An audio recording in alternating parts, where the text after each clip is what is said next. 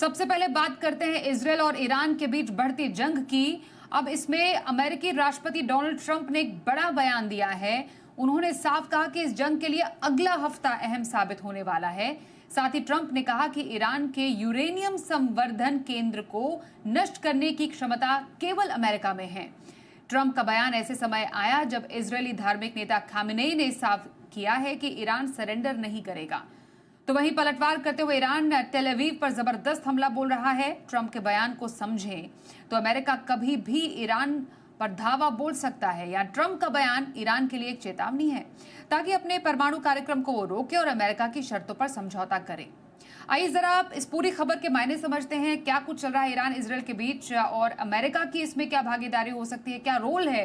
हमारे सहयोगी सिद्धांत सिब्बल हमारे साथ है, उनसे जरा समझते हैं। सिद्धांत, क्या अब कभी भी अमेरिका ईरान पर हमला बोल सकता है, क्योंकि अमेरिका ने कहा कि अगला हफ्ता इस जंग के लिए काफी अहम हो सकता है। क्या डोनाल्ड ट्रंप ईरान पे हमला करेंगे या नहीं करेंगे वो वही बता पाएंगे।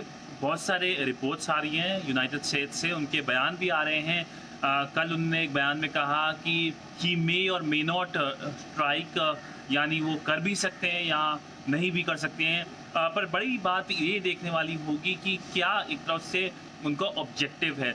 अभी तक जो ये जंग है ईरान और इजराइल के बीच में है, और कहीं ना कहीं अगर यूएस आता है तो एक तरफ से इसके जो डायमेंशंस है वो बदल जाएंगे। हमने देखा है कि ईरान के जो सुप्रीम लीडर हैं खमेनी, उन्होंने भी एक तरफ से वार्निंग दी है कि अगर यूएस इस जंग में आता है तो उसका एक बड़ा उनको नुकसान होगा। पर कहीं ना कहीं वहीं हमने देखा है कि यूएस ने इस धमकी को एक तरफ से खारिज कर दिया है। वहीं इस बीच सिद्धांत, ट्रंप तो अपने आप को जंग रोकने के बहुत बड़े पैरोकार मानते हैं, तो क्या कोई गुंजाइश लग रही है सुलह की या बिल्कुल नहीं, क्योंकि खामेनेई भी सरेंडर की संभावना से पूरी तरह इनकार कर रहे हैं। क्या सुलह हो सकती है दोनों देशों के बीच, क्या देखने वाली बात होगी।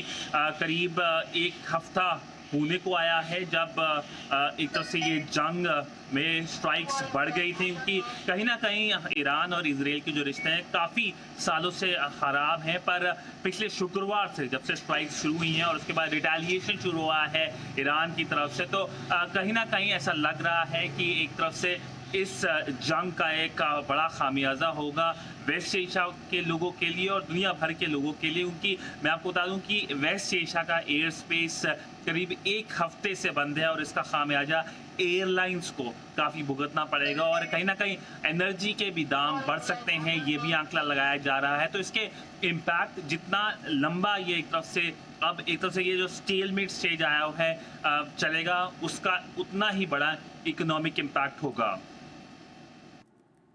बिल्कुल। और साथ ही सिद्धांत, रूस ने कहा कि ईरान इजरायल जंग में अमेरिका के कूदने से पश्चिम एशिया में अस्थिरता पैदा होगी। तो क्या ये मान सकते हैं कि रूस और चीन जैसे खास तौर पर जो देश हैं इस युद्ध में अपनी भूमिका भी बढ़ा सकते हैं?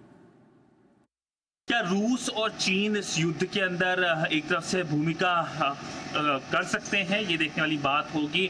मैं आपको बता दूं कि रूस की तरफ से भी बयान आए हैं, चीन की तरफ से भी बयान आए हैं, और दोनों ही देश एक बड़े स्टेक होल्डर हैं वेस्ट एशिया में।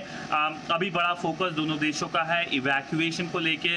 रूस ने इवैक्यूएशन शुरू कर दिया था अपने नेशनल्स का, चीन भी कह रहा है कि करीब 800 से ज़्यादा उन्होंने अपने नेशनल्स निकाल दिए हैं। पर चीन कहीं ना कहीं ग्लोबल कॉन्फ्लिक्ट्स में इन्वॉल्व होने से दूर रहता है। और वहीं अगर रूस की बात कर लें, रूस खुद ही एक कॉन्फ्लिक्ट के अंदर इस वक्त इन्वॉल्व है यूक्रेन के साथ, तो मुश्किल लग रहा है कि डायरेक्टली वो कोई रोल प्ले कर सकते हैं, क्योंकि इतने रिसोर्सेज मेरे ख्याल से दोनों ही देश नहीं लगाना चाहेंगे उस जंग में जिसके अंदर एक तरफ से यूएस एक बड़ा स्टेक होल्डर बन के आया है।